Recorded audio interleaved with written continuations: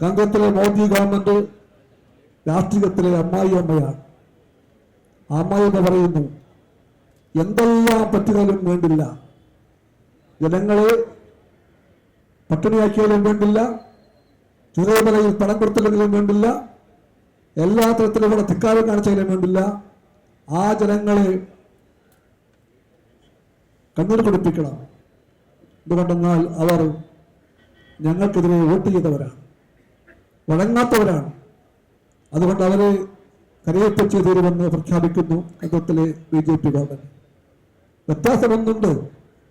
ആ അമ്മയിൽ കൊണ്ട് പറഞ്ഞത് മകൻ മരിച്ചാലും വേണ്ടില്ല എന്നാണ്.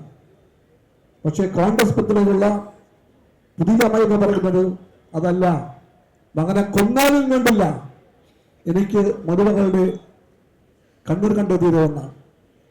ഇതാണ് രാഷ്ട്രീയ വൈരം. ഇതിന്റെ പേരാണ് സാമ്പത്തിക വിരോധം.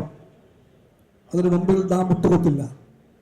നാം ജനങ്ങൾ പറയുന്നു, പ്രബുദ്ധമായ മണ്ണൊന്നായി പറയുന്നു, BJP കോൺഗ്രസ് ചങ്ങാത്തത്തിന്റെ എല്ലാ നീചമായ നീക്കത്തെയും തോൽപ്പിച്ച പാരമ്പര്യയുടെ കേരളം പറയുന്നു.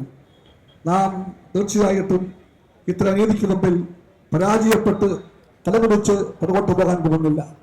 നമ്മുടെ യാത്ര മുമ്പോട്ടായിരിക്കും.